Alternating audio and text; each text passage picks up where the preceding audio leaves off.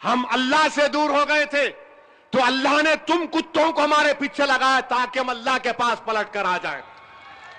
तो याद रखो नौजवानों, ये कुत्ते हैं, ये कुत्ते हैं, ये कुत्ते के बच्चे हैं। तुम अल्लाह की तरफ पलटो, ये खत्म होंगे इंशाअल्लाह ताला।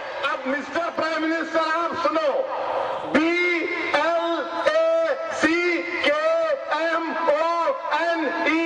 ब्लैक मनी का दोस्तों, आज की इस वीडियो में बात होगी देश के उस नेता के बारे में कि जो ना तो इस देश का पीएम है और ना ही किसी स्टेट का सीएम है, लेकिन शोहरत इतनी है कि शायद ही आज पूरे भारत में कोई ऐसा इंसान होगा जो उस नेता को नहीं जानता होगा।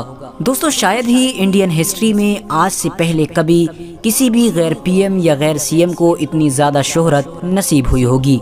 हम बात करेंगे उस इंसान के बारे में जो जिस न्यूज़ चैनल पर अपना कदम रख देता है उस न्यूज़ चैनल की टीआरपी आसमान को छूने लगती है। इंडिया का हर न्यूज़ चैनल्स आज के दौर में हर बड़े मुद्दे पर इस इंसान को अपने टीवी चैनल्स पर जबरदस्ती बैठालना चाहता है ताकि इस इंसान के जरिए से उसकी भी रोजी रोटी चल सके। दोस्तों, मैं बात कर रहा हूँ हैदराबाद के सांसद असदुद्दीन ओवैसी की। चाहे बात लोकसभा की हो या फिर किसी भी आम चुनावी रैली की, असदुद्दीन ओवैसी के बोलने का अंदाज नहीं बदलता है। असदुद्दीन ओवैसी की नॉलेज और फैक्ट्स यानी दलीलें ऐसी जबरदस्त और मजबूत होती हैं कि उनके विरोधी भी उनकी तारीफ किए बिना नहीं रह पाते हैं। जब भी असदुद्दीन ओवैसी किसी मंच पर भाषण देने के लिए जाते हैं तो लाखों लोग उनका भाषण सुनने के लिए आते हैं और हैरानी की बात यह है कि जितने भी लोग उनका भाषण सुनना पसंद करते हैं उनमें से आधे से ज़्यादा लोग वो होते हैं जो उनके विरोधी होते हैं, लेकिन फिर भी वो उनका भाषण सुनना पसंद करते हैं। क्यों?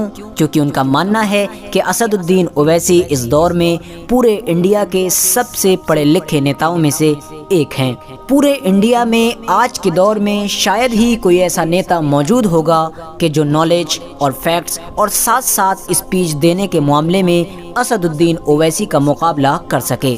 दोस्तों, आज की इस वीडियो में हम जानेंगे कि आखिर असदुद्दीन ओवैसी कौन हैं और बचपन से लेकर अब तक का उनका टोटल राजनीतिक सफर कितना मुश्किल और कितना आसान रहा, और साथ ही साथ हम ये भी जानेंगे कि आखिर वो असदुद्दीन ओवैसी जो कॉलेज के दिनों में बहुत अच्छे क्रिकेटर हुआ करते थे, इतने अच्छे क्रिकेटर के इंडिया की इंटरनेशनल टीम में भी खेलने का सपना देखने लगे थे, लेकिन फिर अचानक से ऐसा क्या हुआ, उनकी जिंदगी में ऐसा कौन सा मोड़ आया कि वो क्रिकेटर तो नहीं बन सके लेकिन इंडिया के सबसे ताकतवर नेताओं में से एक नेता बन गए। तो दोस्तों, आज की इस वीडियो में आप असदुद्दीन ओवैसी से जुड़ी ऐसी बहुत सारी चीजें जानने वाले हैं जो यकीनन आज से पहले आपने कभी नहीं सुनी होंगी। तो दोस्तों, वीडियो शुरू करने से पहले बस मेरी आपसे छोटी सी गुजारिश है कि नए आने वाले दोस्त चैनल को सब्सक्राइब करके साथ ही में बेल आइकन को भी प्रेस कर दें और हमारी हौसला अफजाई के लिए हमेशा की तरह हमारी इस वीडियो को लाइक कर दें ताकि इसी तरह की नॉलेजेबल और हिस्टोरिकल वीडियोस का सिलसिला हम जारी रख सकें। दोस्तों, असदुद्दीन ओवैसी की पैदाइश हैदराबाद शहर में 13 मई 1969 को हुई थी। असदुद्दीन ओवैसी के वालिद यानी फादर का नेम सलाहुद्दीन ओवैसी था और इनकी मां का नाम नजमुन्निसा था। असदुद्दीन ओवैसी के एक छोटे भाई अकबरुद्दीन ओवैसी को भी आप जरूर जानते होंगे, जो हमेशा अपने जोशीले बयानों की वजह से लाइट में रहते हैं। असदुद्दीन ओवैसी ने हैदराबाद की मशहूर यूनिवर्सिटीज़ में से एक यूनिवर्सिटी यानी उस्मानिया यूनिवर्सिटी से अपना बीए कंप्लीट किया था। शायद आपको जानकर हैरानी हो कि असदुद्दीन ओवैसी को बचपन से ही क्रिकेट में बड़ी दिलचस्पी थी और कॉलेज के दिनों में ओवैसी एक बहुत अच्छे क्रिकेटर थे। असदुद्दीन ओवैसी अपनी टीम में एक फास्ट बॉलर की हैसियत से खेला करते थे और यकीनन ओवैसी एक अच्छे फास्ट बॉलर थे। क्रिकेट में इनकी काबिलियत का अंदाजा सिर्फ इस बात से आप लगा सकते हैं कि बहुत कम उम्र में ही असदुद्दीन ओवैसी का सिलेक्शन अंडर 25 क्रिकेट टीम में हो गया था। इसके अलावा इन्होंने विजी ट्रॉफी भी खेली है और बाद में इनका सिलेक्शन साउथ जोन यूनिवर्सिटी की टीम में भी हो गया था। असदुद्दीन ओवैसी के साथ खेलने वाले प्लेयर आज भी ये बताते हैं कि असदुद्दीन ओवैसी इतने अच्छे और बेस्ट बॉलर थे कि हर इनिंग में 4 से 5 विकेट अकेले लिया करते थे। दोस्तों, असदुद्दीन ओवैसी की बॉलिंग अपने कॉलेज के दिनों में बेंगलोर की तरफ से खेलने वाले वेंकटेश प्रसाद की बॉलिंग की टक्कर की मानी जाती थी। वही वेंकटेश प्रसाद जो आगे जाकर इंडियन इंटरनेशनल क्रिकेट टीम के बहुत बड़े बॉलर साबित हुए थे। कहा जाता है एक बार असदुद्दीन ओवैसी और वेंकटेश प्रसाद का आमना सामना भी हुआ था, जिस मैच में वेंकटेश प्रसाद तो कुछ खास नहीं कर पाए, लेकिन असदुद्दीन ओवैसी ने उस मैच में 6 विकेट लेकर सनसनी मचा दी थी। शायद ये वो दौर था कि जब असदुद्दीन ओवैसी के दिमाग में सियासत नाम की कोई भी चीज मौजूद नहीं थी। हालांकि दोस्तों, असदुद्दीन ओवैसी के फादर यानी पिताजी और उनके दादा बड़े नेता थे और आज़ादी के बाद से ही हैदराबाद में असदुद्दीन ओवैसी के खानदान का सियासत में एक अहम रोल था। सियासत में इनके घर की एक अलग पकड़ थी।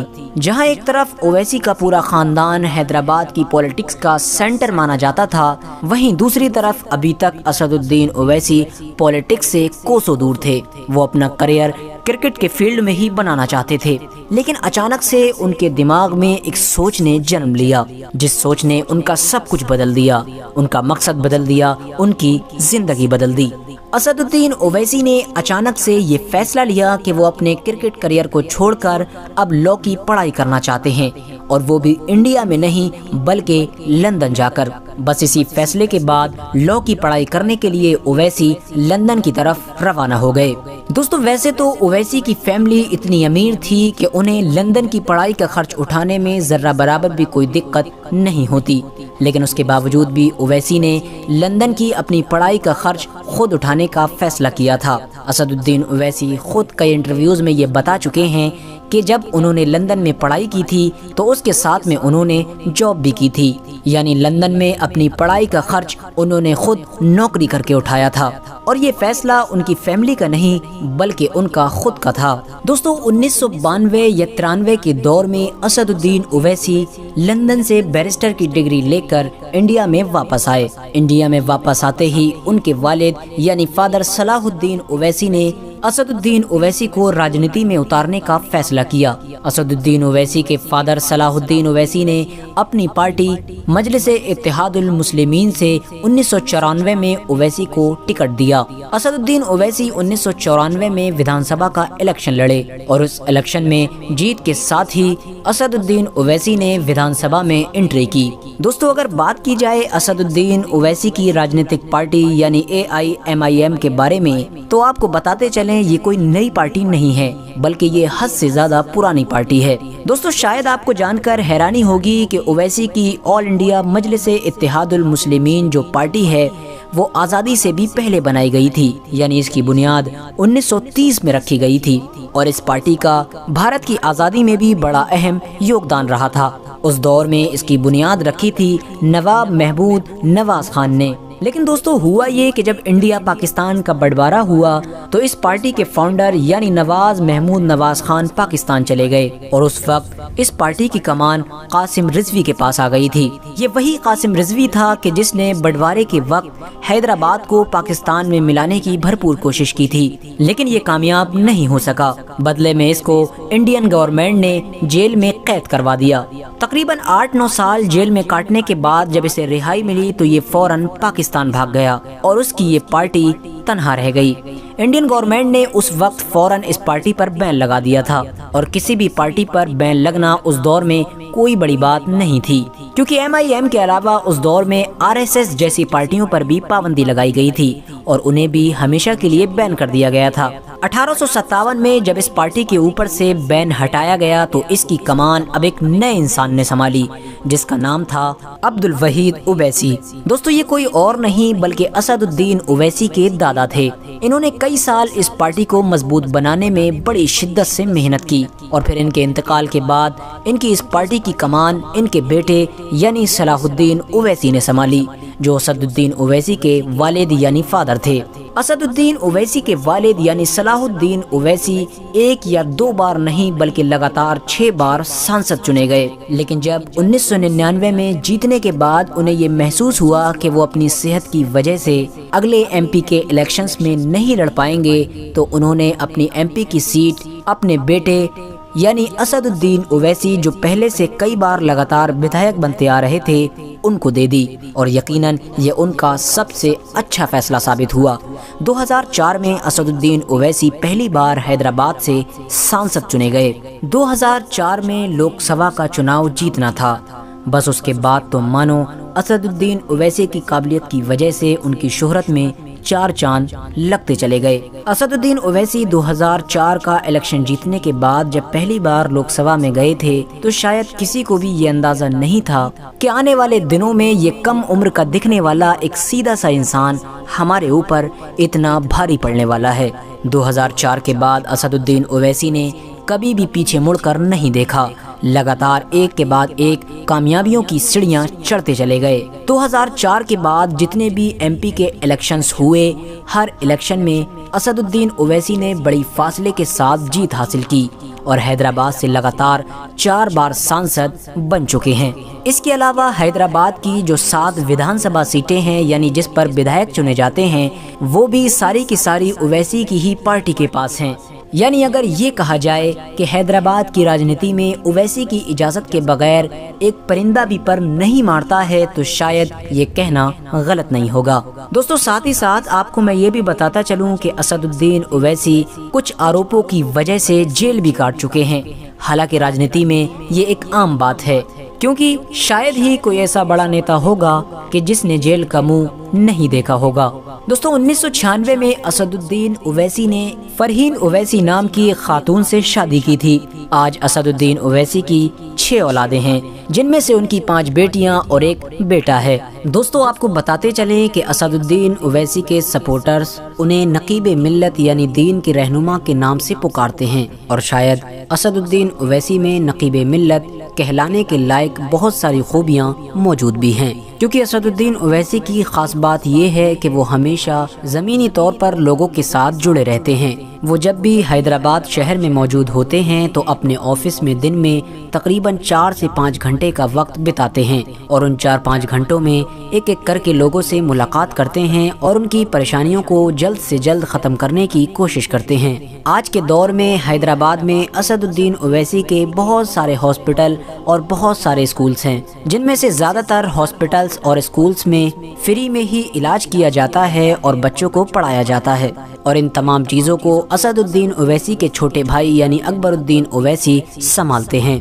दोस्तों, असदुद्दीन ओवैसी को संसद या फिर किसी भी चुनावी रैली में मुस्लिम, दलित और इन जैसे जितने भी नीचे तबके के लोग हिंदुस्तान में रहते हैं, इन सब के मुद्दों को उठाते हुए देखा जाता है। वो हमेशा नीचे तबके के लोगों की ही आवाज़ बनते हैं।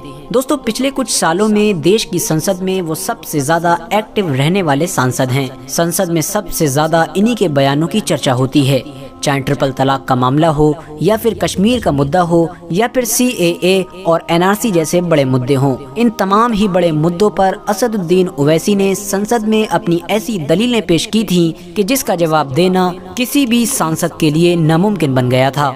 असदुद्दीन ओवैसी हमेशा सत्ता में मौजूद बीजेपी पार्टी की तो मुखालिफत करते हुए नजर आते ही हैं, साथ ही साथ वो कांग्रेस को भी कभी नहीं बख्शते हैं। वो कांग्रेस पर हमेशा ये आरोप लगाते आए हैं कि कांग्रेस ने इतने साल हुकूमत करने के बाद मुसलमानों को कुछ नहीं दिया है। कांग्रेस ने हमेशा मुसलमानों को सिर्फ और सिर्फ वोट बैंक के लिए ही इस्तेमाल किया है, और यही वजह है कि कांग्रेस जैसी और जितनी भी सेकुलर पार्टी हैं, वो सभी असदुद्दीन ओवैसी पर बीजेपी की बी पार्टी होने का आरोप लगाती आई हैं। उनका मानना है कि असदुद्दीन ओवैसी अंदरूनी तौर पर बीजेपी से मिले हुए हैं और ये हमेशा हर इलेक्शन में बीजेपी की मुखालिफ पार्टियों के वोट काटते हैं। दोस्तों, हैरानी की बात यह है कि ओवैसी पर ये आरोप सिर्फ राजनीतिक पार्टियां ही नहीं लगाती हैं, बल्कि साथ साथ मुस्लिम और दलित कम्युनिटी के भी कुछ लोग लगाते हैं। हालांकि मुस्लिम और दलित ये दोनों कम्युनिटी ऐसी हैं कि जिनके बारे में असदुद्दीन ओवैसी सबसे ज्यादा आवाज बुलंद करते हैं। तो दोस्तों आज की अपनी वीडियो को हम यहीं पर खत्म करते हैं। दोस्तों आप हमारे इस वीडियो के कमेंट्स बॉक्स में आज जरूर बता कर जाएं कि आपकी नज़र में असदुद्दीन ओवैसी किस तरह के लीडर हैं। वो एक अच्छे और सही लीडर हैं या फिर वो सिर्फ और सिर्फ बीजेपी से अंदरूनी तौर पर मिले रहते हैं और उनके लिए वोट काटते रहते हैं। वीडियो पसंद आने पर वीडियो को लाइक करें और अपने दोस्तों, अहबाब, रिश्तेदारों के साथ जरूर शेयर करें।